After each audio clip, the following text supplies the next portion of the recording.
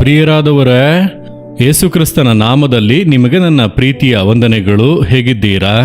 ಚೆನ್ನಾಗಿದ್ದೀರಾ? ಸೌಖ್ಯವಾಗಿದ್ದೀರಾ? ನೀವು ಸೇವಿಂಗ್ಸ್ ಮಾಡುವುದು ಉಂಟಾ? ಅಂದರೆ ಉಳಿತಾಯ ಮಾಡಿ ಇಡುವುದು ಉಂಟಾ? ಉಳಿತಾಯ ಮಾಡದೇ ಇದ್ದರೆ ನಮ್ಮ ಜೀವಿತದಲ್ಲಿ ತಪ್ಪು ಮಾಡುತ್ತಾ ಇದ್ದೇವೆಂದು ಅರ್ಥ. ಉಳಿತಾಯ ಮಾಡಬೇಕು. ಕೆಲವರು ಉಳಿತಾಯವನ್ನೇ ಮಾಡದೆ ಎಲ್ಲವನ್ನು ಕೂಡ ಖರ್ಚು ಮಾಡಿ ಖಾಲಿ ಮಾಡುವರು. ಆ ರೀತಿ ಇರಬಾರದು. ದೇವರು ನಮಗೆ ಕೊಡುವಂಥ ಆಶೀರ್ವಾದಗಳಲ್ಲಿ ಒಂದು ಪಾಲನ್ನು ಉಳಿತಾಯ ಮಾಡಬೇಕು. ಅದು ನಮ್ಮ ಭವಿಷ್ಯತ್ ಕಾಲದಲ್ಲಿ ಕೆಲ ಇಕ್ಕಟ್ಟಿನ ಪರಿಸ್ಥಿತಿಗಳಲ್ಲಿ ಸಹಾಯವಾಗುವುದು. ಮಕ್ಕಳ ಭವಿಷ್ಯತ್ ಕಾಲಕ್ಕೂ ಕೂಡ ಅದು ಸಹಾಯ ಮಾಡುತ್ತದೆ. ಒಮ್ಮೆ ಒಬ್ಬ ತಂದೆಯವರು ಬಂದರು, ಮಗಳಿಗೆ ವಿವಾಹ ಸಹಾಯ ಮಾಡಬೇಕು ಎಂಬುದಾಗಿ. ಸರಿ ಎಂಬುದಾಗಿ ಅವರನ್ನು ಕೂರಿಸಿ ಎಲ್ಲ ವಿವರಗಳನ್ನು ಕೂಡ ವಿಚಾರಿಸಿದ. ಸರಿ, ನಿಮಗೆ ಎಷ್ಟು ಅವಶ್ಯಕತೆ ಇದೆ ಎಂಬುದಾಗೆಲ್ಲ ವಿಚಾರಿಸಿ ಕೇಳಿ. ಈಗ ನೀವು ನಿಮ್ಮ ಮಗಳಿಗೆ ಎಷ್ಟು ಉಳಿತಾಯ ಮಾಡಿ ಕೂಡಿಸಿಟ್ಟಿದ್ದೀರಿ? ಹೆಚ್ಚಾಗಿ ಇನ್ನು ಎಷ್ಟು ಬೇಕೆಂದು ಕೇಳಿದರೆ ಏನು ಉಳಿಸೇ ಇಲ್ಲ ಎಂದು ಹೇಳುತ್ತಾರೆ. ಹಾಗಾದರೆ ತನ್ನ ಮಗಳಿಗಾಗಿ, ನನಗೊಬ್ಬಳು ಮಗಳಿದ್ದಾಳೆ, ಅವಳಿಗೆ ತಕ್ಕ ಸಮಯದಲ್ಲಿ ವಿವಾಹ ಮಾಡಬೇಕು, ತಿಂಗಳಿಗೆ ಒಂದು 500 ರೂಪಾಯಿ ಉಳಿಸಿದ್ದರೂ ಕೂಡ ಎಷ್ಟು ಸೇರುತ್ತಾ ಇತ್ತು? ಆ ಒಂದು ಯೋಚನೆಯೇ ಇಲ್ಲ, ಉಳಿತಾಯವನ್ನೇ ಮಾಡಿಲ್ಲ. ನಾನು ಹೇಳಿದೆ, ನಾನು ಸಹಾಯ ಮಾಡುವುದಿಲ್ಲ. ನೀವು ನಿಮ್ಮ ಮಗಳಿಗಾಗಿ ಉಳಿತಾಯ ಮಾಡಿ ಸ್ವಲ್ಪ ಕೂಡಿಸಿ ಇಟ್ಟಿದ್ದೀರಿ. ಇನ್ನು ಹೆಚ್ಚಾಗಿ ಸ್ವಲ್ಪ ಅವಶ್ಯಕತೆ ಇದೆ ಎಂದು ಕೇಳಿದರೆ ಸಹಾಯ ಮಾಡಬಹುದು. ಸ್ವಲ್ಪ ಉಳಿತಾಯ ಮಾಡದೇ ಇರುವಂಥ ವ್ಯಕ್ತಿಗೆ ನಾನು ಸಹಾಯ ಮಾಡುವುದಿಲ್ಲ, ದೇವರು ನನ್ನನ್ನು ಅನುಮತಿಸುವುದಿಲ್ಲ, ಹೋಗಿ ಬನ್ನಿ ಎಂದು ಕಳುಹಿಸಿದ. ದೇವರು ಕೂಡ ಅದರಲ್ಲಿ ಸ್ಟ್ರಿಕ್ಟ್ ಆಗಿ ಇದ್ದಾರೆ.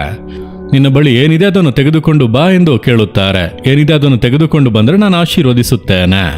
ಹಾಗಾದರೆ ನೀವು ಉಳಿತಾಯವನ್ನೇ ಮಾಡದೆ ಎಲ್ಲವನ್ನು ಕೂಡ ತಿಂದು ತೀರಿಸಿ ಏನು ಇಲ್ಲದೆ ಇರುವಂಥದ್ದು ಒಳ್ಳೆಯದಲ್ಲ. ಉಳಿತಾಯ ಮಾಡಿ ಇಡುವುದು ಅಂದರೆ ಎಲ್ಲಿ ಉಳಿತಾಯ ಮಾಡುವುದು?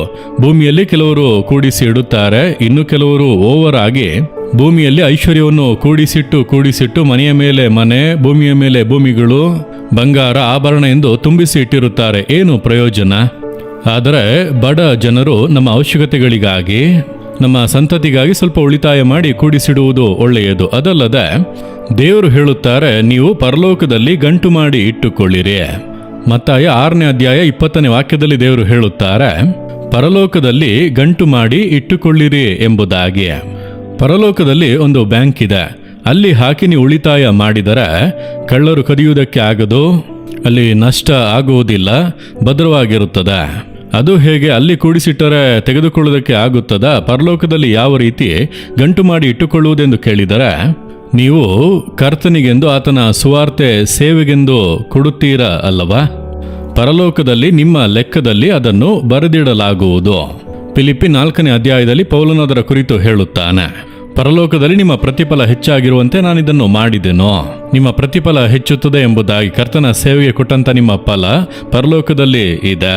ಅದೇ ರೀತಿ ಅಪೋಸ್ತಲರು 10ನೇ ಅಧ್ಯಾಯದಲ್ಲಿ ಕೊರ್ನೇಲಿಯನು ಎಂಬಂತ ಒಬ್ಬ ವ್ಯಕ್ತಿಯ ಕುರಿತಾಗಿ ಓದುವಾಗ, ಅವನು ಬಡವರಿಗೆ ಬಹಳವಾಗಿ ದಾನ ಧರ್ಮಗಳನ್ನು ಮಾಡುತ್ತಾ ಇದ್ದ. ತನಗೆ ಎಂಬುದಾಗಿ ಸ್ವಾರ್ಥವಾಗಿ ಕೂಡಿಸಿಕೊಂಡಿರದ ಸಾಧ್ಯವಾಗುವಷ್ಟು ಬಡವರಿಗೆ ಸಹಾಯ ಮಾಡಿದನು. ಅದು ಪರಲೋಕದಲ್ಲಿ ಅವನ ಲೆಕ್ಕದಲ್ಲಿ ಸೇರಿಸಲ್ಪಡುತ್ತಿತ್ತು. ಸ್ವಾರ್ಥದ ಮನೋಭಾವ ಇಲ್ಲದೆ ಸಹಾಯ ಮಾಡಿದ್ದರಿಂದ ಪರಲೋಕದಲ್ಲಿ ಅವನ ಲೆಕ್ಕದಲ್ಲಿ ಬರೆಯಲ್ಪಡುವಾಗ ದೇವರು ನೋಡುತ್ತಾರೆ. ಪರಲೋಕದಲ್ಲಿ ಒಬ್ಬ ವ್ಯಕ್ತಿಯ ಲೆಕ್ಕದಲ್ಲಿ ಪ್ರತಿಫಲ ಕೂಡಿಸಲ್ಪಡುತ್ತಾ ಇದೆ. ಯಾರಿವನು? ಕೊರ್ನೇಲಿಯನು, ರೋಮನ್ನನು. ಬಡವರಿಗೆಲ್ಲ ಸಹಾಯ ಮಾಡುತ್ತಾನೆ. ದೇವರು ತನ್ನ ದೂತನನ್ನು ಕಳುಹಿಸಿಕೊಟ್ಟರು. ನಿನ್ನ ಪ್ರಾರ್ಥನೆಗಳು, ದಾನ ಧರ್ಮಗಳು ಪರಲೋಕದಲ್ಲಿ ಜ್ಞಾಪಕಾರ್ಥವಾಗಿ ಏರಿ ಬಂದಿವೆ. ಹಾಗಾದರೆ ನಾವು ಮಾಡುವಂತ ದಾನ ಧರ್ಮಗಳು ಕೂಡ ಪರಲೋಕದಲ್ಲಿ ದೇವರ ಮುಂದೆ ಜ್ಞಾಪಕಾರ್ಥವಾಗಿ ಏರಿ ಹೋಗುತ್ತದೆ. ಹಾಗಾದರೆ ನೀವು ಕರ್ತನಿಗೆಂದು ಕೊಡುವಾಗ, ಬಡವರಿಗೆ ದಾನ ಧರ್ಮ ಮಾಡುವಾಗ ಪರಲೋಕದಲ್ಲಿ ನಿಮ್ಮ ಲೆಕ್ಕದಲ್ಲಿ ಅದು ಕೂಡಿಸಲ್ಪಡುತ್ತದೆ. ಅದಕ್ಕೆ ತಕ್ಕ ಪ್ರತಿಫಲವನ್ನು ದೇವರು ಈ ಭೂಲೋಕದಲ್ಲಿ ಕೂಡ ಕೊಡುತ್ತಾರೆ.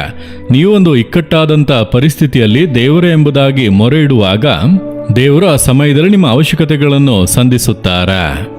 ಎರಡನೆಯದಾಗಿ ನೀವು ಪರಲೋಕಕ್ಕೆ ಹೋಗುವಾಗಲೂ ಅದರ ಪ್ರತಿಫಲವನ್ನು ಹೊಂದುವಿರಿ. ಆದ್ದರಿಂದಲೇ ದೇವರು ಹೇಳುತ್ತಾರೆ, ಪರಲೋಕದಲ್ಲಿ ಗಂಟು ಮಾಡಿ ಇಟ್ಟುಕೊಳ್ಳಿರಿ. ನೀವು ಗಂಟು ಮಾಡಿ ಇಟ್ಟುಕೊಂಡಿದ್ದೀರಾ? ಪರಲೋಕದಲ್ಲಿ ನಿಮಗೆ ಗಂಟು ಇದೆಯಾ? ಯೋಚಿಸಿ ನೋಡಿರಿ. ಯಾರಿಗೂ ನಯಾ ಪೈಸಾ ಕೊಡುವುದಿಲ್ಲ, ಸೇವೆಗಾಗಿಯೂ ಕೊಡುವುದಿಲ್ಲ, ಬಡವರಿಗೂ ಕೊಡುವುದಿಲ್ಲ. ನಿಮಗಾಗಿ ಒಂದು ಗಂಟು ಇಲ್ಲ. ಆದ್ದರಿಂದ ನೀವು ಕಷ್ಟದ ಸಮಯದಲ್ಲಿ ಮೊರೆ ಇಡುವಾಗ ನಿಮ್ಮ ಲೆಕ್ಕದಲ್ಲಿ ಅಲ್ಲಿ ಹಣ ಇಲ್ಲದೆ ಇರುವುದರಿಂದ ದೇವರು ಆಶೀರ್ವದಿಸುವುದಕ್ಕೆ ಆಗದು. ನೀವು ಪರಲೋಕಕ್ಕೆ ಹೋಗಿ ಆಶೀರ್ವಾದವನ್ನು ಕಾಣುವುದಕ್ಕೆ ಆಗದು. ಹಾಗಾಗಿ ಪರಲೋಕದಲ್ಲಿ ಗಂಟು ಮಾಡಿ ಇಟ್ಟುಕೊಳ್ಳುವುದಕ್ಕೆ ನಿಮ್ಮನ್ನು ಅರ್ಪಿಸಿಕೊಳ್ಳಿರಿ ಎಂದು ದೇವರು ಹೇಳುತ್ತಾರೆ.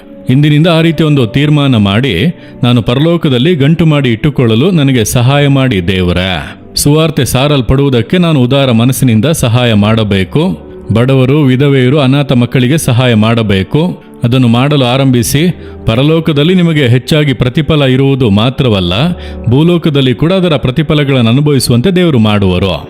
ಅದಕ್ಕೆ ಒಪ್ಪಿಸಿ ಕೊಡುವಿರಾ?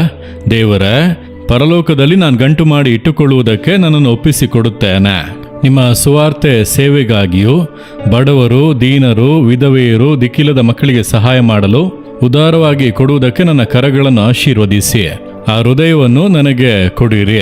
ಪರಲೋಕದಲ್ಲಿ ನನ್ನ ಪ್ರತಿಫಲವು ಹೆಚ್ಚಾಗಿರುವುದಕ್ಕೆ ಕೃಪೆ ಕೊಡಿರಿ. ಯೇಸುವಿನ ನಾಮದಲ್ಲಿ ಪ್ರಾರ್ಥಿಸುತ್ತೇನೆ. ಆಮೇನ್, ಆಮೇನ್.